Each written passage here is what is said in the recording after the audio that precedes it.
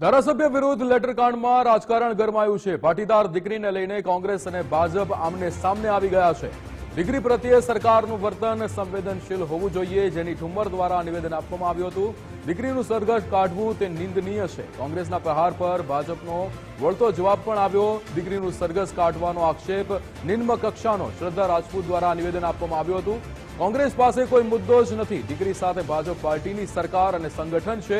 કોંગ્રેસે રાજકીય રોટલા ન શેકવા જોઈએ, શ્રદ્ધા રાજપૂતનું નિવેદન।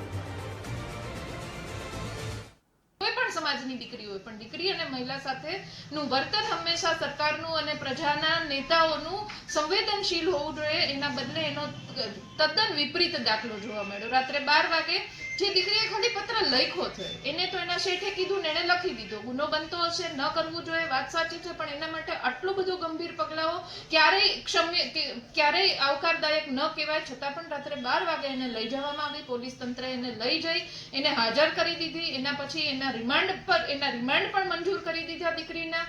એના પછી એને પ્રેસ કોન્ફરન્સ જ્યારે પોલીસ કરે છે ડીએસપી, ત્યારે પાછળ ખુલ્લા મોઢે ઘણા એવા કાંડ થાય છે કે જેને ખરેખર પ્રજાની સમક્ષ બતાવવા જોતા હોય ત્યારે તમે મોઢા ઢાંકી દો છો, ને આમાં કોઈ બતાવવાથી કે તમારું કોઈ પેલું નથી, છતાંય દીકરીને પ્રેસ કોન્ફરન્સમાં પાછળ ઊભી રાખો છો, એની આઈડેન્ટિટી છતી કરો છો અને તમે પ્રેસ કોન્ફરન્સ કરો છો। બીજું પગલું આપણ નિંદનીય કહેવાય। એ દીકરીના ખભા ઉપર રાજકારણ કરી રહ્યા છે। આ કોંગ્રેસની મંત્રી મેલાવટી છે। કોંગ્રેસે હંમેશા નારી અસ્મિતાનું અપમાન કર્યું છે। એમના માટે ફક્ત 2 જ મહિલાઓ છે કે જેનું એ સન્માન કરી શકે છે। એક છે માનનીય સોનિયા ગાંધીજી અને માનનીય પ્રિયંકા વાડરાજી।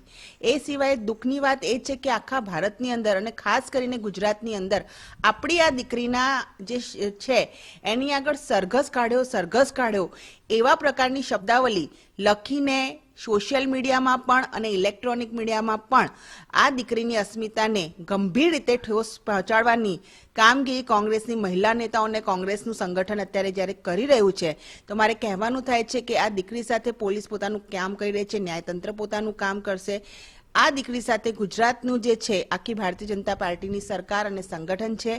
દીકરી સાથે કોઈ પણ પ્રકારનો અન્યાય છે ગુજરાતની ભારતીય જનતા પાર્ટીની જે સંગઠન છે નહીં થવા દઈએ। અમે દીકરી સાથે છીએ, પરંતુ પોલીસ કોઈ તપાસ કરી રહી હોય તો એમાં પોતાના રાજનીતિના રોટલા શેકવા માટે એ તપાસની અંદર પુરુષોનો સમાવેશ પણ છે, પણ એ લોકોને ન ટાર્ગેટ કરતા પોતાની મંત્રી મેલાવટી માટે એક નાની દીકરી માટે જે શબ્દ પ્રયોગ કરવામાં આવે છે એને સખત શબ્દોમાં હું વખોડી કાઢું છું।